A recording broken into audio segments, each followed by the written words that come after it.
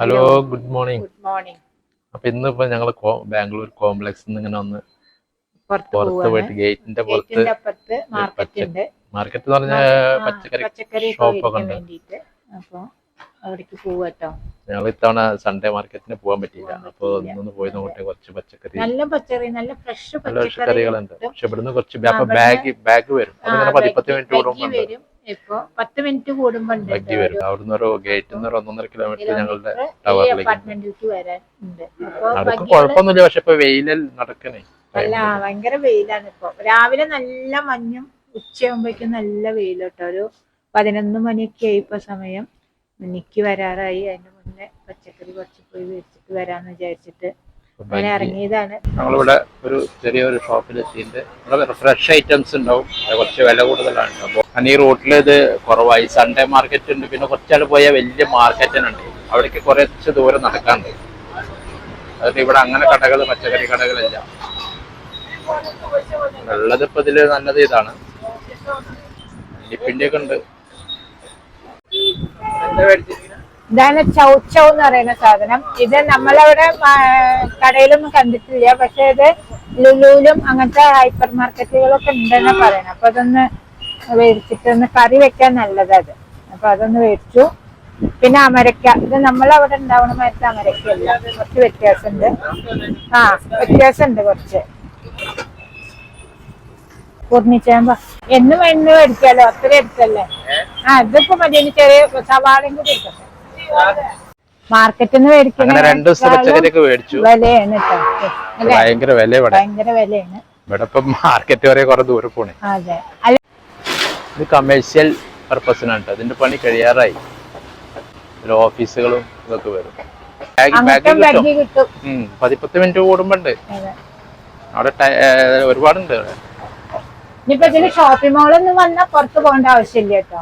എല്ലാം ഭയങ്കര ഷോപ്പിംഗ്. അതെ, എല്ലാം ഒരു കുടക്കീഴിൽ എന്ന് പറയുന്ന മാതിരി എല്ലാം ഉണ്ട്. പിന്നെ പുറത്തേക്ക് ഇറങ്ങേണ്ട ആവശ്യം ഉണ്ടാവില്ല. പക്ഷെ അതൊക്കെ വരണമെങ്കിൽ ഒരു വർഷത്തിന്റെ ഉള്ളിലൊക്കെ റെഡി ആവുണ്ടാവും. ബിൽഡിങ്ങിന്റെ പണിയൊക്കെ കഴിഞ്ഞിരിക്കുന്നു. അതെ, ബാഗ് റെഡി ആയി നിൽക്കുന്നുണ്ട്. അപ്പൊ തന്നെ പോകണ്ടാവും ആളുകൾ. ഷോപ്പിംഗ് കഴിഞ്ഞ് തിരിച്ചു വന്നുകൊണ്ടിരിക്കുകയാണ് ലിഫ്റ്റില്. ഇനിയിപ്പോ ഭക്ഷണം ഉണ്ടാക്കണ്ടേ?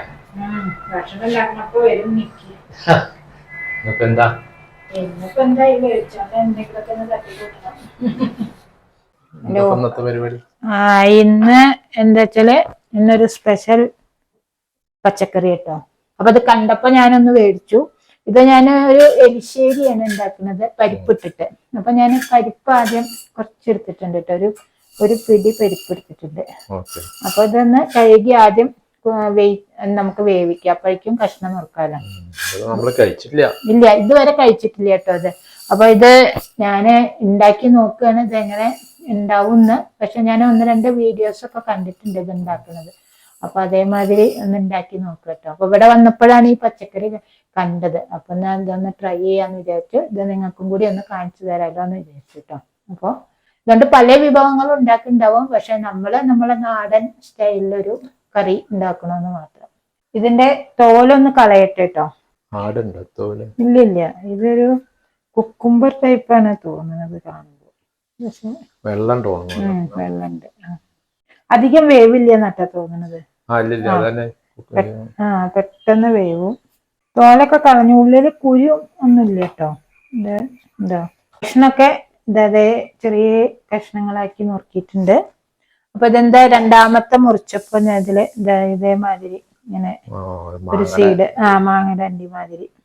എത്ര മൂത്താലേ ആവും ഇത് ശരിക്കും ഇങ്ങനെ അണ്ടിമാതിരി ആവുണ്ടാവുള്ളൂ. അപ്പൊ ഇനി പരിപ്പ് വെന്തോ നോക്കട്ടെ. ഇതിനി ഇവിടുന്ന് കിട്ടിയ ഇപ്പൊ നമ്മളെ നാട്ടിലും കണ്ടമാനം ഇങ്ങനത്തെ മാങ്ങ കിട്ടുന്നുണ്ട് കേട്ടോ. അപ്പൊ അത് അധികം പുളിയില്ല. അപ്പൊ അതുകൊണ്ടൊരു റോ മാംഗോ സാലഡ് ഉണ്ടാക്കാൻ പോവാണ്.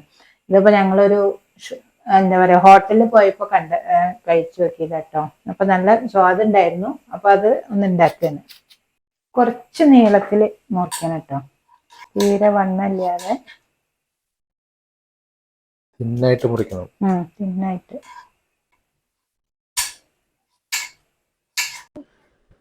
അങ്ങനെ നിക്കി ബേബി സ്കൂളിൽ നിന്ന് വന്നു. ബാഗ് കാണിച്ചു കൊടുക്കൂ. 12:30 എത്തി. ഇനിയിപ്പോ ഇവിടെ അങ്ങോട്ട് അടിച്ച് പൊളിക്കും അല്ലേ? ഒരു മുത്തശ്ശൻ്റെ റൂം തരും. എന്തൊക്കെ സ്കൂളിൽ പഠിപ്പിച്ചേ? പഠിച്ചോ? ഇപ്പൊ ഇനി പോവാ? റൂം പോവാ? ഇത് വെറുതെ ഇങ്ങനെ വലിയ ഷൂട്ട് ചെയ്യാൻ. ഇതിൽ എന്തൊക്കെ ഇതിന്റെ ഇടയിലൊന്ന് നിക്ക് താഴെ വന്നപ്പോ കൊണ്ടുവരാൻ പോയി. അതെ.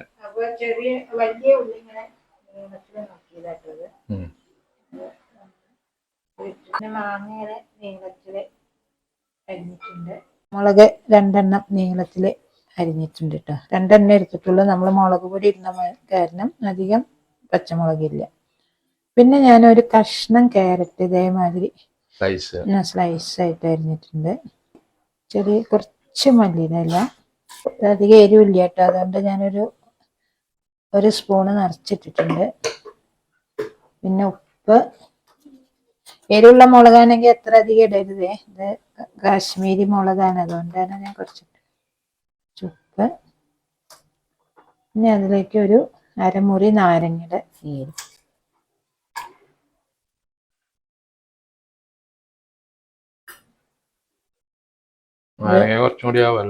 നോക്കട്ടെ, നല്ല നീരുള്ള നാരങ്ങ. അപ്പൊ അധികമായ മാങ്ങയും കുറച്ച് പുളിയുള്ള ഉണ്ടാവുമല്ലോ.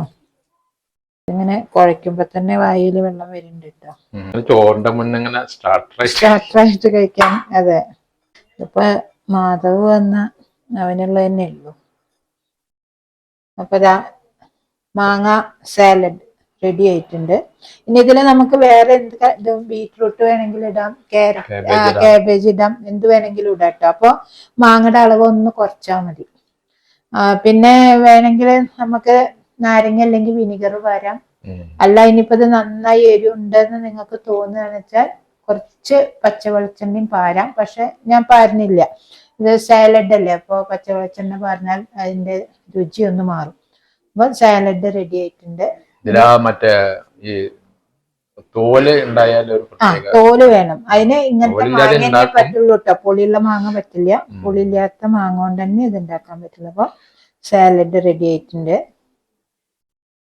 ഇപ്പൊ നന്നായി വെന്തുടങ്ങിയിട്ടുണ്ട്. ഇനി ഇതിലേക്ക് ഈ കഷ്ണങ്ങൾ ഇട്ടിട്ട് നമ്മള് മുളക് പൊടി, മല്ലിപ്പൊടി, മഞ്ഞപ്പൊടി, ഉപ്പും കൂടി ഇട്ടിട്ട് വേവിക്കുക. കഷ്ണം ഒരു 2 തന്നെ കുറെ കഷ്ണങ്ങൾ ഉണ്ട് കേട്ടോ. കുറച്ച് മഞ്ഞപ്പൊടി, ഒരു 3/4 സ്പൂണ് മുളക് പൊടി. നന്നായി ഇളക്കട്ടെ. കുറച്ചും കൂടി വെള്ളം പാരണം. ഇനി ഒരു വിസിൽ വരുമ്പോഴേക്കും വേവുണ്ടാവും. തീരെ കഷ്ണം വേവില്ലാത്തതാണ്. അപ്പൊ ഒരു വിസിൽ വന്നിട്ട് നമുക്ക് ഓഫ് ചെയ്യാം കേട്ടോ. അത് ആ വിസിൽ വരുമ്പോഴേക്കും നമുക്ക് നാളികേരം ജീരകം കൂടി അരയ്ക്കാം. അത് വെന്തോ നോക്കട്ടെ കേട്ടോ. നല്ല വെന്തിട്ടുണ്ട്. പക്ഷെ ഇത് ഓമക്കായുടെ മാതിരി തോന്നുന്നു, പെട്ടെന്ന് ഉടയില്ല. ഇനി ഇതിലേക്ക് നാളികേരം അരച്ചു പോരാം.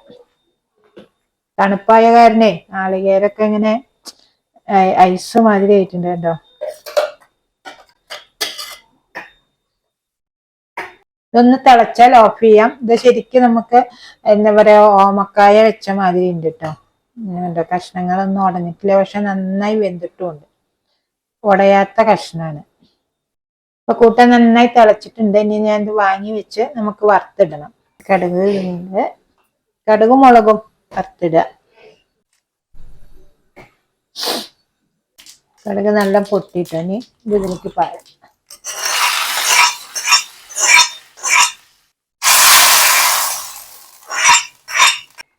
നമ്മുടെ കറി റെഡി ആയിട്ടുണ്ട്. ഇനി ഞാൻ ഒരു ഉപ്പേരിയാണ് ഇട്ട് ഉണ്ടാക്കുന്നത്. അത് നമ്മൾ ഓൾറെഡി എല്ലാം റെഡി ആയതാണ്. എന്താ വെച്ചാൽ കടലക്കറി. നമ്മുടെ അടുത്തുണ്ടായിരുന്ന രാവിലെ പുട്ടിനുണ്ടാക്കിയ കടലക്കറി കൊണ്ട് ഒരു ഉപ്പേരിയാണ് ഇട്ട് ഉണ്ടാക്കുന്നത്. അപ്പൊ ഞാൻ കുറച്ച് കടുക് ഇടുന്നുണ്ട്.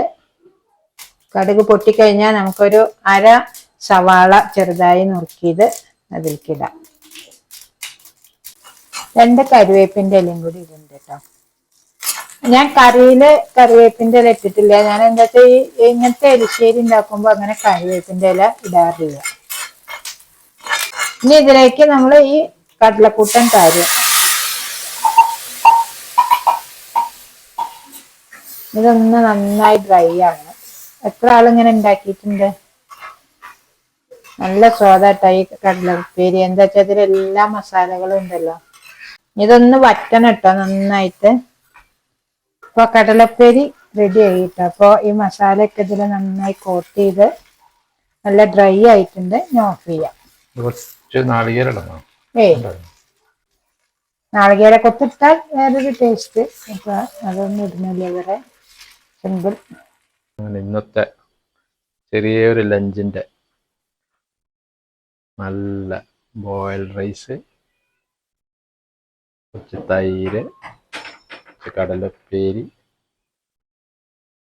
പച്ചമാങ്ങ സലാഡ്, പിന്നെ കുറച്ച് രസം, നമ്മുടെ ചൗച്ചം എലശ്ശേരി. എലശ്ശേരി മുളക് കൂട്ടാൻ എന്താ പറയാ?